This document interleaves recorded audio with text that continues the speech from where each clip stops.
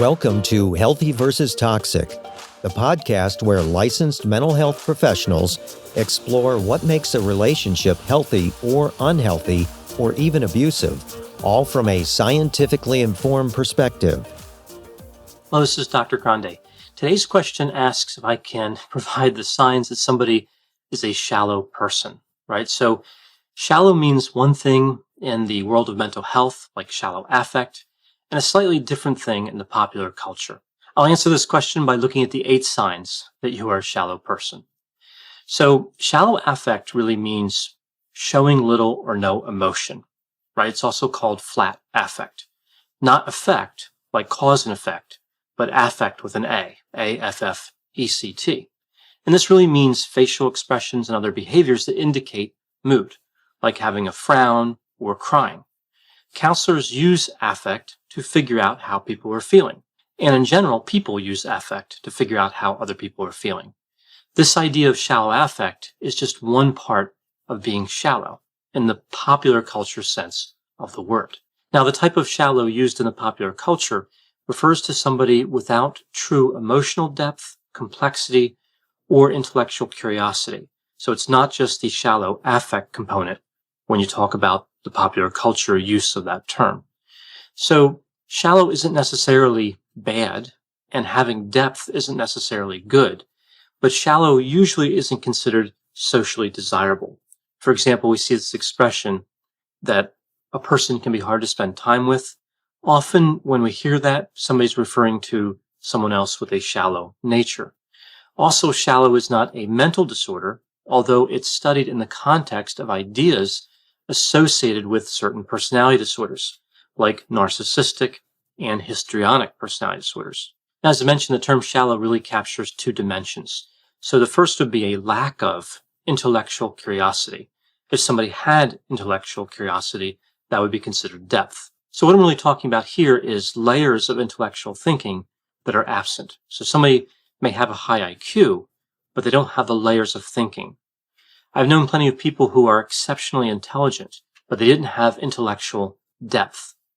This property of depth, this intellectual curiosity, or the lack thereof, is captured on the openness to experience trait in the 5-factor model, the big 5 personality traits, and more specifically on a facet of openness to experience called ideas. Sometimes it's also referred to as intellect. So that first dimension was lack of intellectual curiosity. The second dimension would be a lack of affective depth, and shallow affect could be a part of this. We also see the lack of an ability to mentalize, otherwise known as the theory of mind. So if somebody can mentalize, they can understand their own emotions and they can understand the emotions of others. So again, the absence of this points toward being shallow. Now, if somebody has only intellectual depth, but they have no affective depth, they usually still seem shallow. If somebody has emotional or affective depth without intellectual depth, they may seem shallow as well. Like their emotions are not backed up by an understanding of how emotions work, what emotions mean, or what causes them. A great example is the perpetually happy person who can't explain why they're happy. They don't reference constructs that are usually tied to happiness, like relationships, a sense of purpose, spirituality, sacrificing for others. So they're happy, but they don't know why. It's like shallow happiness, and it's not necessarily a bad thing. So now moving to the 8 signs that you're a shallow person. Now, with these signs, they don't necessarily definitely point to being shallow. They're just associated with the construct. So sign number 1 is being narcissistic. And this is often the case for grandiose narcissism, so lack of insight, sense of entitlement, feeling special or unique, and being manipulative. Somebody who's a grandiose narcissist is more likely to be shallow. But vulnerable narcissists are a bit different. So a vulnerable narcissist is distrusting. They have a sense of shame, low self-esteem. Vulnerable narcissists aren't necessarily shallow, but they certainly appear shallow. So an analogy here would be if you had a lot of highly skilled workers who are not compatible to accomplish a task. So if you wanted to build a house and you had a welder, a computer programmer, an accountant, and a mechanic, all highly skilled individuals, but they don't have the right skills to build a house. Now compare this to a properly formed team that is appropriate for that particular task. That's really what we see here with the vulnerable narcissist. The vulnerable narcissist has disorganized depth. The raw material is there, but they don't know how to convert the depth into a sense of purpose or really bring it to life. In one sense, they understand it, they have all the pieces, but they can't solve the puzzle. Another way to think about it is the depth is locked behind a door. Consider for a moment something like borderline personality disorder, right? Or borderline personality traits. Those are similar to vulnerable narcissism.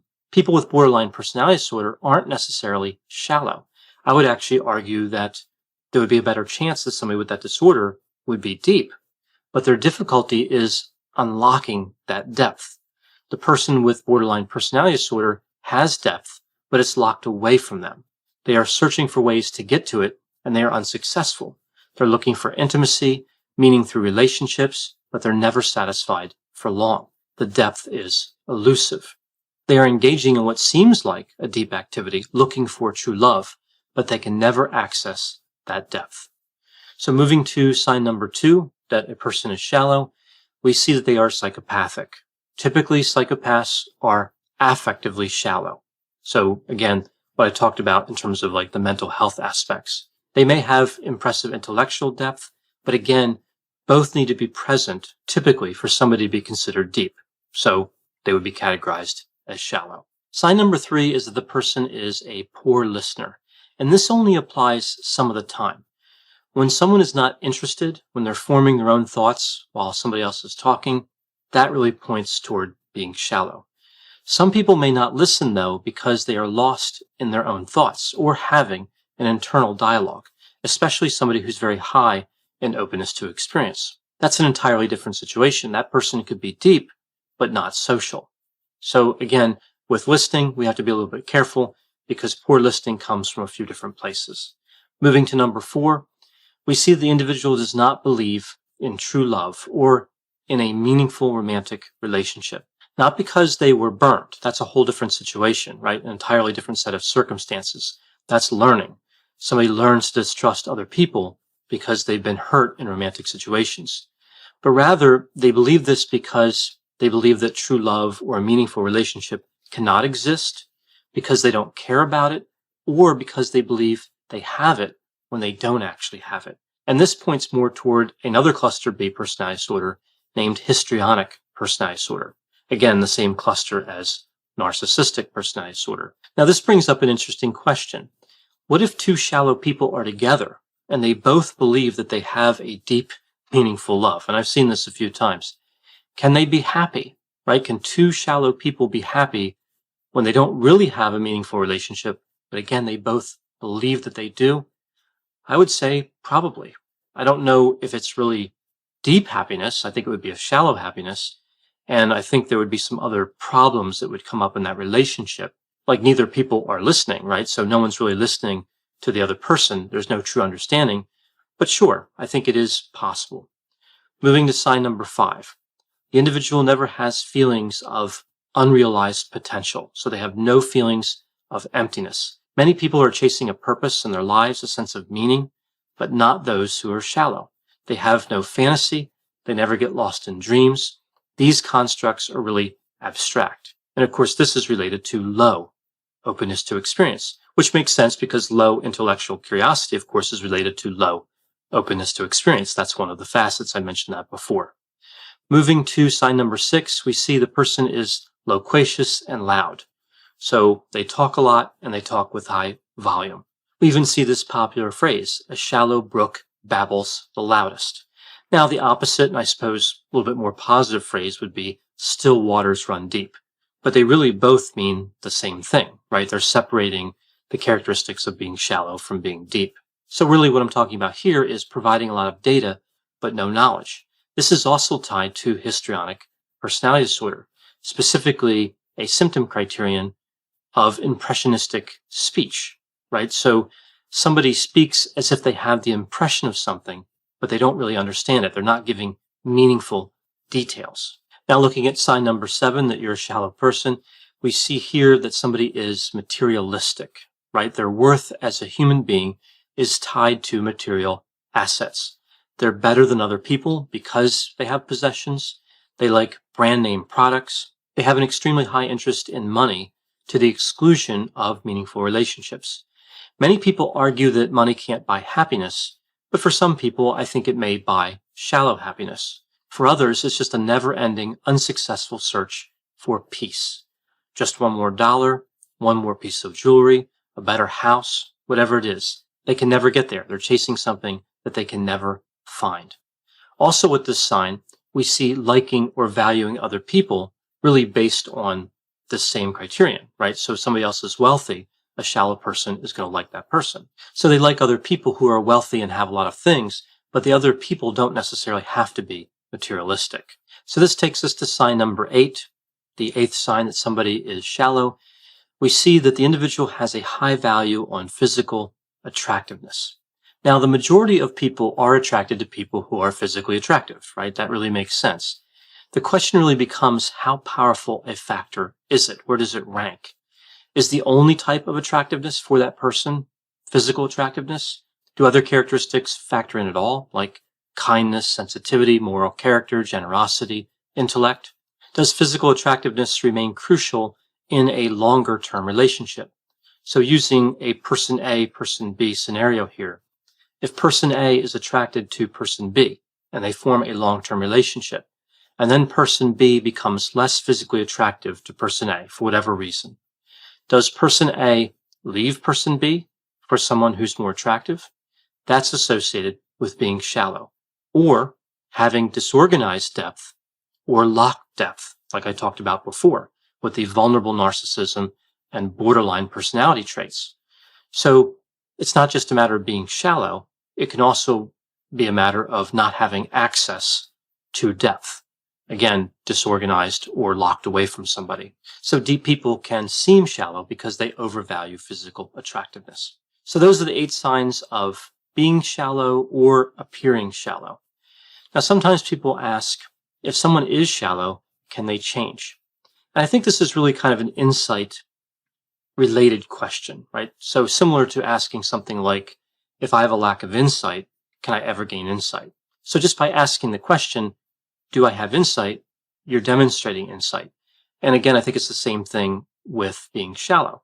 If somebody looks at themselves and says, I wonder if I'm shallow, that indicates that they're moving toward depth, or perhaps organizing the depth they have or finding it, however you want to think about that. So accessing that depth either way. So can somebody who's shallow ever become deep? I think so, but I think it runs into the same territory as working with certain personality disorders, specifically the ones I mentioned here, narcissistic and histrionic personality disorders. Personality tends not to change too much over time, and I think being shallow or being deep is really more of a trait than a state.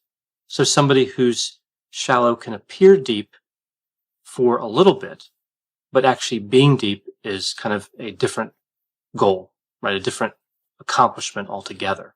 To the extent that a shallow person can behave in a way that seems deep, they'll probably make gains in terms of social desirability, right? They'll probably have more people like them and make more progress in that arena.